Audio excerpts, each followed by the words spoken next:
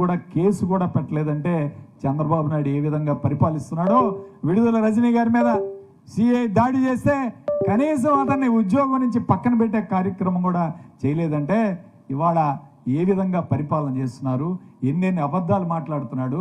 ఇవాళ ఒకటే చూసుకోవాలి, వెనకటి గంట ఒక రాజుగారు ఆయన రాజ్యంలోకి వెళ్తున్నాడంట బాగా మంది బార్బలంతో.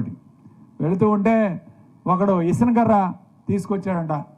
అయ్యా, ఈ ఇసనకర్ర 150 సంవత్సరాలు పనిచేస్తుంది, ఇది బ్రహ్మాండంగా పనిచేస్తుంది, మీరు కొనాలంటే సరే రాజుగారు ఏంట్రా ఈడు 150 సంవత్సరాలు అంటున్నాడు, సరే కొనుక్కొని ఇంటికి వెళ్ళాడంట. ఇంటికి వెళ్ళగానే 3 నెలలుగా ఆయన ఇట్లా ఊపుతూ ఉన్నాడంట ఇసనకర్ర. ఊపుతూ ఉంటే ఇసనకర్ర ఇరిగిపోయిందంట. అరే పిలవండి వాడిని అని చెప్పి వాడిని పిలిపించాడంట. ఏందా నువ్వు ఇసనకర్ర 150 సంవత్సరాలు వస్తుందన్నావు, ఏంటి ఎందుకు మరి 3 నెలలకే పోయిందంటే వాడు అన్నాడంట, అయ్యా ఎట్లా పని చేశారంటే ఇట్లా ఊపుతానరా అంట. అట్లాగా ఊపాల్సింది, ఇసనకర్ర ఇక్కడ పట్టుకొని తలకాయ ఇట్లా ఊపాలన్నాడంట. ఇసనకర్ర ఇలా పట్టుకొని తలకాయ ఊపాలా, మీరు ఇట్లా ఊపితే పాడవకుండా ఎందుకుంటుంది. ఇలా ఉంది చంద్రబాబు నాయుడు మోసాలు. ప్రతి ఒక్క మోసాన్ని అయ్యయ్యో ఏం మోసం అంటే చంద్రబాబు నాయుడు, వెన్నుపోటు అంటే చంద్రబాబు నాయుడు, పేటెంట్ రైట్లు ఇవాళ చంద్రబాబు నాయుడుకే ఉన్నాయి. ఈ రాష్ట్రంలో ఎవడు కూడా ఇంత మోసం చేయడం. ఇవాళ రైతుల గురించి జగన్మోహన్ రెడ్డి గారు అడుగు పెడితే కేసులు, జగన్మోహన్ రెడ్డి గారి మీద కాదు, ఆయన పక్కనున్న 10 మంది మీద. సింగయ్య అనే అతను మరి యాక్సిడెంట్ ద్వారా చనిపోయాడు, ఏ విధంగా చనిపోయాడో మనకు తెలియదు. కానీ అతను కారు గుద్దాడు, జగన్మోహన్ రెడ్డి గారు కారు గుద్దిందని కారులో ప్రయాణం చేస్తున్న 5గురి మీద కేసులు పెట్టారు. ఎవడైనా డ్రైవర్ మీద కేసు పెడతాడు. ఇప్పుడు బస్సు ప్రయాణం చేసి బస్సు యాక్సిడెంట్ అయితే బస్సులో ప్రయాణం చేసిన వాళ్ళందరి మీద కేసులు పెడతారా? ఎక్కడ పెట్టరు. చట్టాలు మార్చారు. డ్రైవర్ మీద పెట్టేది ఇవాళ జగన్మోహన్ రెడ్డి గారి మీద, కారులో ప్రయాణం చేసిన అందరి మీద పెట్టారు. జగన్మోహన్ రెడ్డి గారు బయటకు వస్తే భయం వీళ్ళకి. జగన్మోహన్ రెడ్డి గారు బయటకు వస్తే భయం. నేను ఒకటే చెప్తున్నాను, జగన్మోహన్ రెడ్డి గారు ఇవాళ 3 అంశాల మీద బయటకు వచ్చాడు. పొదిల్లో పొగాకు కొనుగోలు చేయాలని చెప్పి ధర్నా చేశాడు. పొగాకు కొనుగోలు కేంద్రాలు ఏర్పాటు చేశారా లేదా? ఆయన పోయి వచ్చి రాగానే ప్రజలకు మేలు జరిగిందా లేదా ఒకసారి ఆలోచన చేయాలి. మరి ఇవాళ మామిడికాయల కోసం పోతే 240 కోట్లు శాంక్షన్ చేయాలని చెప్పి క్యాబినెట్లో ఆమోద ముద్ర వేశారు. ఎందుకు వేశారండి? రైతుల కోసం కాదా? జగన్మోహన్ రెడ్డి గారు ఇవాళ బయటకు వస్తే మీకు భోగిస్తున్నాడు. అది గుర్తుపెట్టుకోవాలి మీరు. ఇవాళ మరి జగన్మోహన్ రెడ్డి గారు ఆయన బయటకు వస్తే అమ్మఒడి పడింది జనాలందరికీ. ఇవాళ ఆయన బయటకు వచ్చాడంటే ఏదైనా ప్రజా సమస్యల మీద వస్తున్నాడు, ప్రజలకు మేలు జరుగుతుందా లేదా అది ఈరోజు మీరు గుర్తుపెట్టుకోవాలి. అంతేగాని వీళ్ళు చెప్తున్నారు సుపరిపాలన అంట. ఏం పరిపాలన చేశారు నేను అడుగుతా ఉన్నాను. 13 నెలలు అయింది ఈ ప్రభుత్వం వచ్చి. సూపర్ 6 మీరు పథకం ఇచ్చారు, ఏమన్నా జరిగిందా? జరగలేదు. ఎంత అప్పు చేశారండి వీళ్ళు? 1,75,000 కోట్లు అప్పు చేశారు 13 నెలల్లో. ఒక్క పథకం ఒక్కటే అమ్మఒడి అరకొరగా వేశారు తప్పితే ఒక్క పథకం ఇవ్వలేదు. జగన్మోహన్ రెడ్డి గారు ఆయన 5 సంవత్సరాల్లో 3,32,000 కోట్లు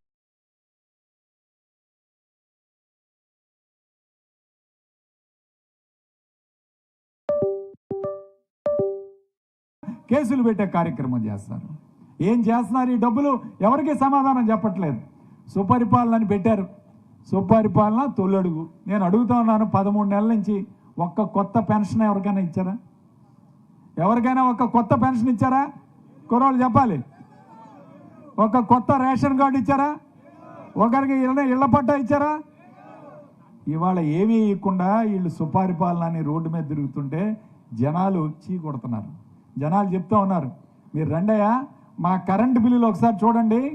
17,000 కోట్ల రూపాయలు కరెంటు బిల్లులు వేసి ఇవాళ ట్రూ అప్ ఛార్జీలను వేసి కరెంటు బిల్లు 600 వస్తుంటే 6,000 కట్టాల్సి వస్తుంది ఇవాళ ప్రతి ఒక్కడు. ఇవాళ ఇంత ఇబ్బంది పడుతున్నారు, మీరేం చేస్తున్నారని చెప్పి ఈరోజు అడుగుతూ ఉన్నారు. ఒకటే చెప్తా ఉన్నాను, ఇవాళ జగన్మోహన్ రెడ్డి గారు లేకపోతే వ్యాపారాలు లేవు, పథకాలు లేవు.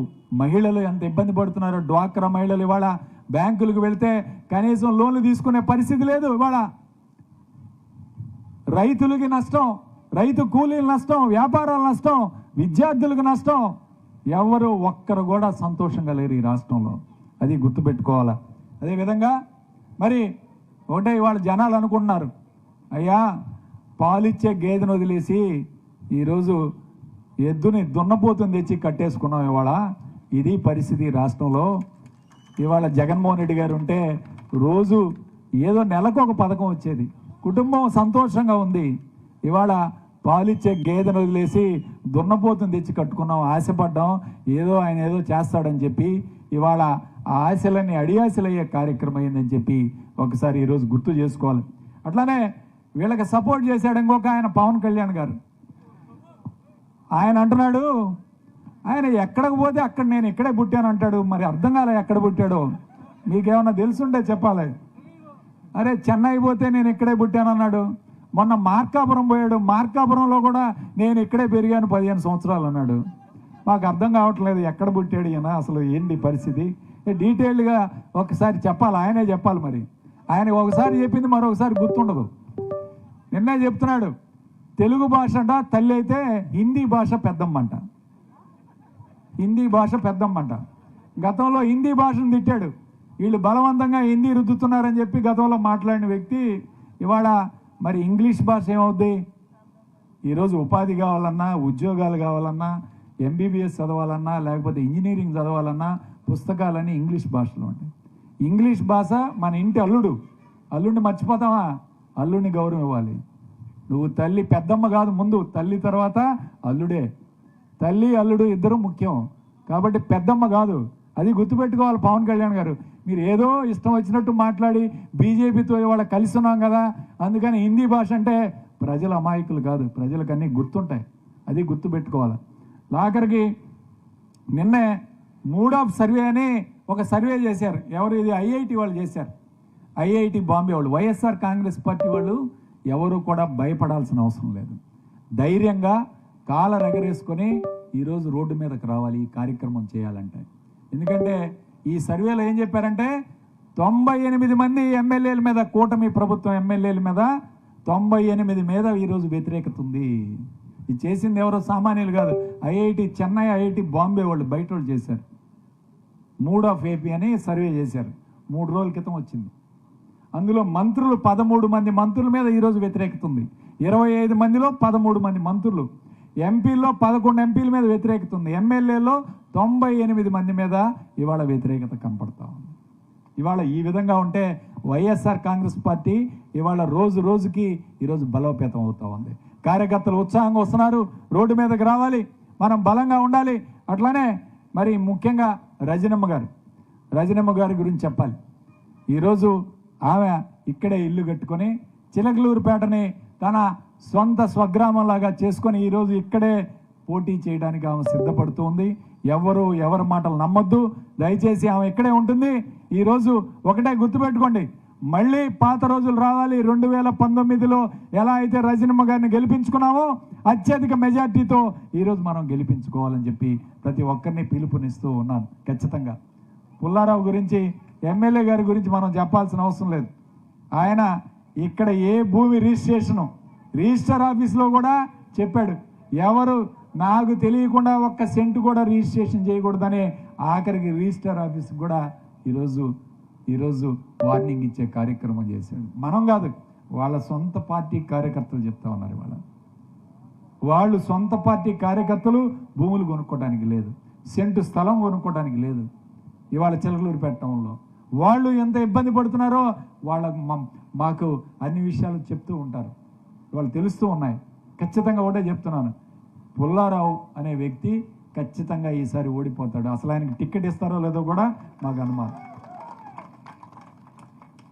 కాబట్టి నేను ఒకటే చెప్తా ఉన్నాను, రజనమ్మ గారిని ఇక్కడ మళ్ళీ బలోపేతం చేయాలి. ప్రతి ఒక్క వైఎస్ఆర్ కాంగ్రెస్ పార్టీ కార్యకర్త, నాయకుడు ఏదైనా చిన్న సమస్యలు ఉంటే కూర్చొని మాట్లాడుకుందాం, వాటన్నిటినీ కూడా మనం సమీక్షించుకొని వాటిని పరిష్కారం చేసుకొని ముందుకు వెళ్ళే కార్యక్రమం చేద్దాం. ఈ పల్నాడు జిల్లా వైఎస్ఆర్ కాంగ్రెస్ పార్టీ అడ్డాలాగా మార్చాలి. మళ్ళీ 7కి 7 గెలవాలి, ఎంపీని గెలుచుకోవాలి. ఈ 8 సీట్లు కూడా మళ్ళీ జగన్మోహన్ రెడ్డి గారికి మనం బహుమానంగా ఇవ్వాలని చెప్పి తెలియజేస్తూ పేరున మీ అందరికీ కూడా ధన్యవాదాలు తెలుపుకుంటూ సెలవు తీసుకుంటాం. గోపిరెడ్డి అన్న గారికి చాలా కృతజ్ఞతలు అన్నా. ఇప్పుడు మన పల్నాడు డిస్ట్రిక్ట్ అబ్జర్వర్ అయినటువంటి గౌతమ్ రెడ్డి గారు మాట్లాడే ముందుగా ఒక చిన్న మాట అన్నా, మన మేడం గారికి ఒక చిన్న మనవి చేస్తా ఉన్నా. మన పట్టణంలో ఈ కార్యక్రమం గురించి అందరికీ చెప్తా ఉంటే మన కార్యకర్తలు ఒక మాట చెప్తా ఉన్నారు. ఏంటంటే ఈరోజు ఇంతమంది కార్యకర్తలు వచ్చారంటే అది మీ పట్ల అభిమానం కానీ, మన పార్టీ పట్ల ఉన్నటువంటి కమిట్మెంట్ కానీ, ఏదైనా సరే ప్రతి ఒక్కళ్ళు కూడా ఆపడానికి ఎన్నో రకాలుగా ప్రయత్నాలు జరిగినాయి. అయినా సరే ఎవరు కూడా లెక్క చేయకుండా ఈరోజు ఈ కార్యక్రమానికి ఇంతమంది వచ్చారు. వారు చెప్పేది ఏంటంటే, అన్నా ఈరోజు మేమందరం వచ్చాం, ఇంకొన్నాళ్ళు పోతే ఇంకొద్ది మంది ఎక్కువ వస్తారు, ఎన్నికల ముందు ఇంకా ఎక్కువ మంది వస్తారు, మేడం గారు గెలిచిన తర్వాత ఇంకా కొత్త కొత్త ముఖాలు కనబడతాయి. అక్కడ ఈరోజు మనం పనిచేసినటువంటి కార్యకర్తలు ఉన్నాం కదా, మనం నిలబడటానికి కూడా కనీసం స్థలం దొరకదన్నా, ఆ విధంగా వస్తూ ఉంటారు. కానీ ఈరోజు వచ్చినటువంటి కార్యకర్తలందరినీ ఎప్పటికీ మర్చిపోవద్దన్నా, మనందరినీ గుర్తు పెట్టుకొని ఈరోజు వచ్చినటువంటి వాళ్ళు ఎవరు, రేపు ఎన్నికల ముందు వచ్చేటువంటి వాళ్ళు ఎవరు, తర్వాత గెలిచినాక వస్తున్నటువంటి కార్యకర్తలు ఎవరని చెప్పి కొద్దిగా గుర్తు పెట్టుకోని చెప్పి మీ ద్వారాగా చెప్పండి అని చెప్పి చెప్పారు. కాబట్టి ఇది మీ దృష్టికి తీసుకొస్తున్నామా. Thank you. ఇప్పుడు మన గౌతమ్ రెడ్డి గారు మనందరి ఉద్దేశించి మాట్లాడతారు. ఈనాటి అధ్యక్షులు వెంకటేశ్వర్లు గారు, దరియా వెంకటేశ్వరి, ముఖ్య అతిథిగా విచ్చేసినటువంటి మన జిల్లా వర్కింగ్ ప్రెసిడెంట్ ఎన్ఎస్ శ్రీనివాసరెడ్డి గారు, పల్నాడు అదేవిధంగా వెనుకొండ నియోజకవర్గ మాజీ శాసనసభ్యులు బ్రహ్మనాయుడు గారు, మన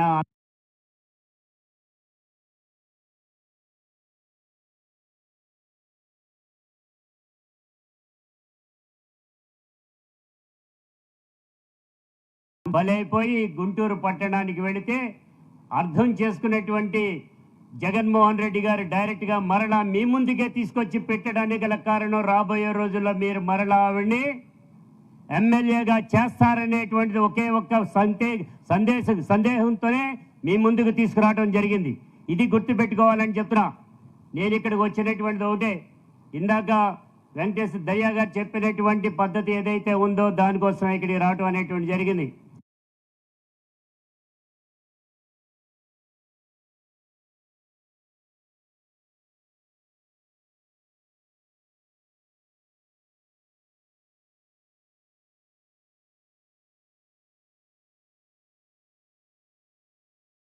ఈ ప్రాంతానికి మనం రావడానికి కారణం ఈ జెండానే కారణం. వైఎస్ఆర్ కాంగ్రెస్ పార్టీ జెండా కిందకి మనందరం రావటం అనేటువంటి జరిగింది. ఎందుకు వచ్చాం? అందరికీ పదవులు కావాలని వస్తామా? అందరికీ అన్ని రకాల సౌఖ్యాలు కావాలని వస్తామా?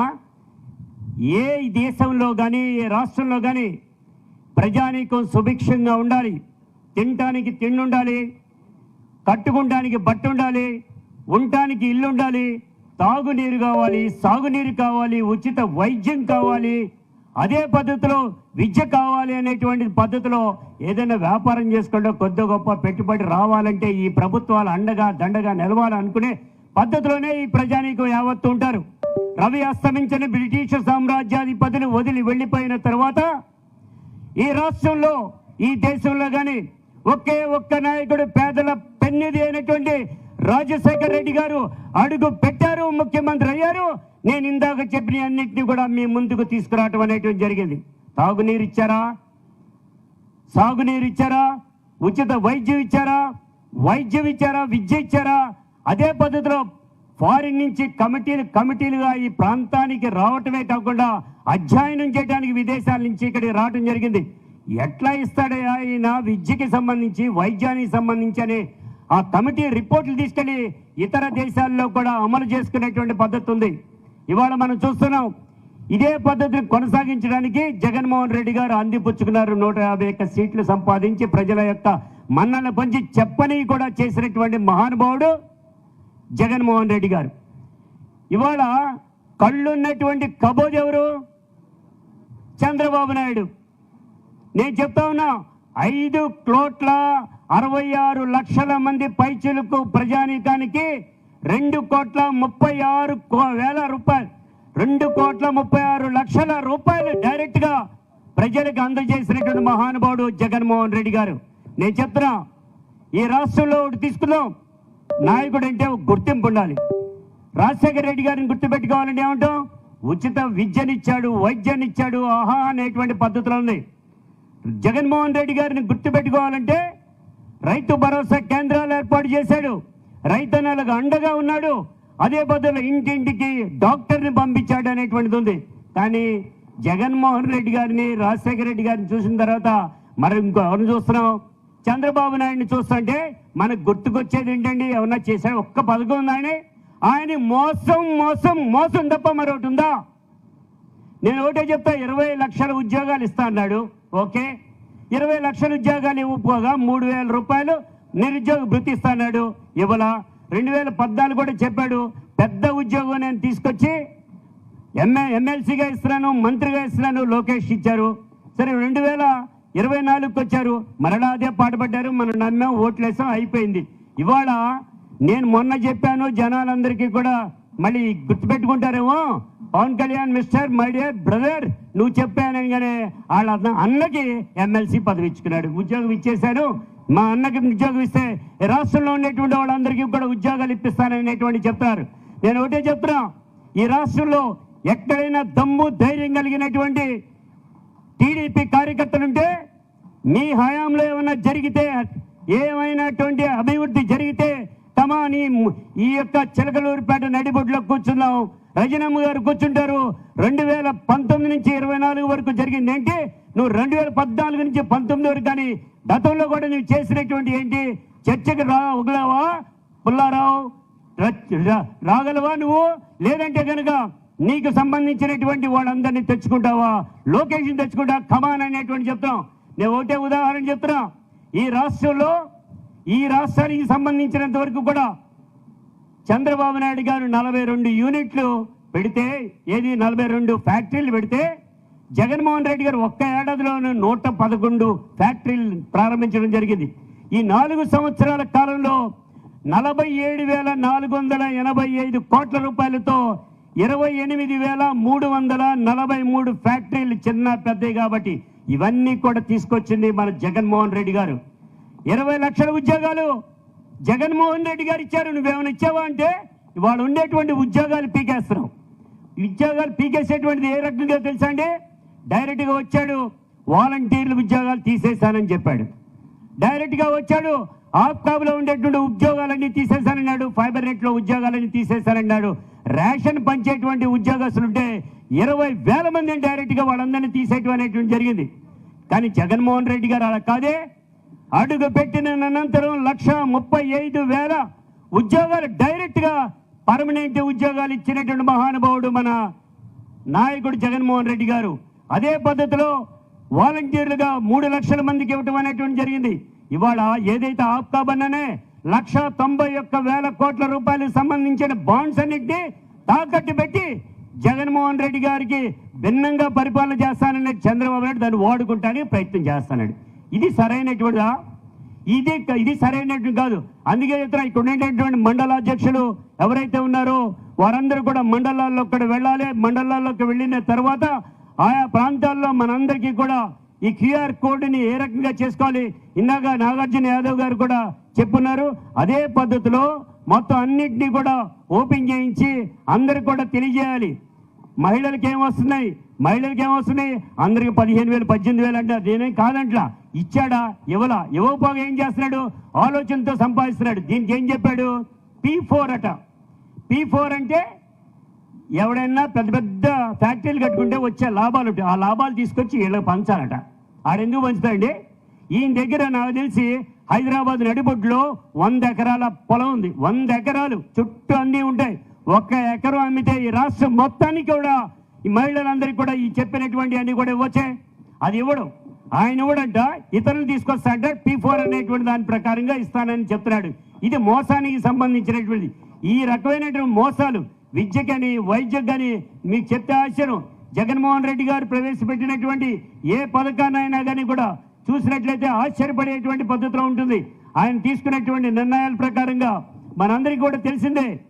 జగనన్న అమ్మఒడి కానీ వసతి దీవెన, విద్యా దీవెన, రైతు భరోసా, 0 వడ్డీ, ఉచిత పంట బీమా, ఇన్పుట్ సబ్సిడీ, భరోసా, 0 వడ్డీ, పెన్షన్ కానుక, ఇది చెప్పుకుంటా పోతే నేతన నేస్తం, చేదోడు, లానేస్తం, ఆ వాహన మిత్ర, ఆరోగ్యశ్రీ, ఇవన్నీ కూడా ఎంత అనేటువంటి చెప్పడానికి లేదు. చివరిగా ఒక మాట చెప్తా. కార్మికుల పక్షపాతిగా జగన్మోహన్ రెడ్డి గారు ఉన్నారు. నేను కార్మిక నాయకుడిగా కూడా చెప్తా ఉన్నా. పాదయాత్ర చేస్తున్నాడు, మొత్తం అందరినీ చూస్తున్నారు. మనం వదిలివేసినటువంటి మలమూత్రాలను తీసి బయట పారబోసేటువంటి కార్మికులు ఎవరైతే ఉన్నారో ఆ కార్మికుల జీతాలు ఈ రాష్ట్రంలో 8 నుంచి 9 వేల రూపాయలు మాత్రం ఉండేది. కానీ జగన్మోహన్ రెడ్డి గారు అధికారంలో రాగానే వారి యొక్క బాధలను గ్రహించి 18,000 రూపాయలు చేయడం జరిగింది. 18,000 రూపాయలు సరిపోవని 21,000 రూపాయలు వాళ్ళకి జీతాలు పెంచడం అనేది జరిగింది. ఏ కార్మికుడు ఎక్కడైనా ఉండే, ఆటో కార్మికుడా, దోబియా, దర్జీయా, లేదంటే కనుక బెస్తవాళ్ళ, లేకపోతే మరొకట, ఏ కార్మికుడైనా కానీ వాడికి 10,000 రూపాయలు ఇవ్వాలని ప్రతి సంవత్సరం ఇవ్వటం అనేటువంటి జరిగిందంటే ఇది దాతృత్వం కాదానన్నా, కార్మికుల పక్షపాతి, రైతు పక్షపాతి జగన్మోహన్ రెడ్డి గారు కాదా అనేటువంటి చెప్తున్నాం. అందుకే ఏదైతే చంద్రబాబు నాయుడు చేసిన మోసాలు ఏమన్నాయో వాటన్నింటినీ మీరు అందరూ కూడా చెప్పాలి. మేము ఒకటే చెప్తున్నాం, ఇందాక వారు చెప్పినటువంటి పద్ధతి ప్రకారంగా జగన్మోహన్ రెడ్డి గారు మాకు మీటింగుల్లో కూడా చెప్పున్నారు.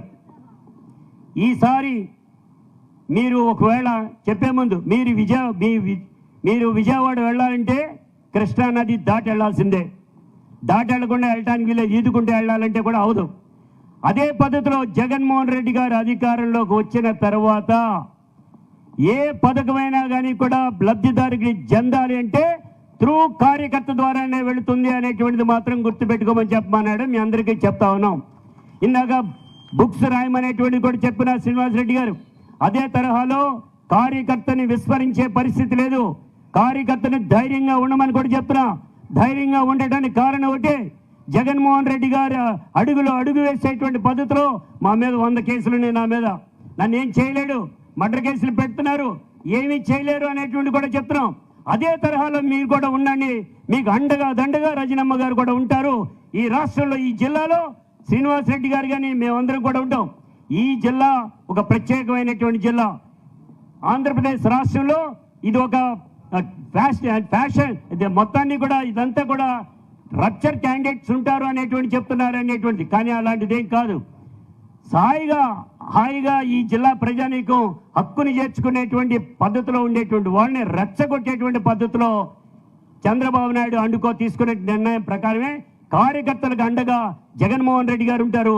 ఈ జిల్లాలో ముఖ్యంగా మేము అందరం కూడా మీ అండగా దండగా ఉంటాం. మీకు ఏ రకమైన ఇబ్బంది జరిగినా కూడా తెలియజేస్తూ ఈ రోజున ఇవాళే వినుకొండలో జరిగినటువంటి సంఘటనకి 1 సంవత్సరం అయింది. ఆయన చనిపోయి ఆయనకి ఘనమైనటువంటి నివాళులు అర్పించాం. రేపు రాబోయే రోజుల్లో అటువంటి కార్యక్రమాలు చేసేటువంటి పద్ధతి ఉండదని చెప్తున్నాం. ఒకటే చెప్తున్నాం, జగన్మోహన్ రెడ్డి గారు మీ ఇష్టం కానీ అంటే ఎంతవరకు మిగులుతారయా ఈ టీడీపీ కార్యకర్తలు? నేను అడుగుతున్నా, నువ్వు సై కానీ అని అంటే మాత్రం వద్దు అని అంటున్నాడు. ప్రజాస్వామ్యబద్ధంగా మనం ఉందామని అంటున్నాడు కాబట్టి పద్ధతిలో తీసుకొస్తున్నాం. అందుకే ఈ మోసాలన్నింటినీ కూడా బయట పెట్టాలని మీ అందరికి కూడా తెలియజేస్తూ ఈ అవకాశం ఇచ్చిన నాకు ధన్యవాదాలు తెలియజేస్తా. జై జగన్. ఈరోజు ఇప్పుడు గౌతమ్ అన్న చెప్పాడు ఇందాక, మీరందరూ కూడా రసీదు హత్య చేసినటువంటి పరిస్థితి మీ అందరికీ తెలుసు. ఇందాక సంతాపం తెలియపరిచిన మీ అందరికి కూడా మనస్ఫూర్తిగా ధన్యవాదాలు, కృతజ్ఞతలు తెలియపరుచుకుంటున్నాను. కానీ ఈరోజు వాస్తవంగా ఫస్ట్ పల్నాడు అంటే వినుకొండలో ఆ రసీదుని హత్య చేసిన విధానం చూస్తే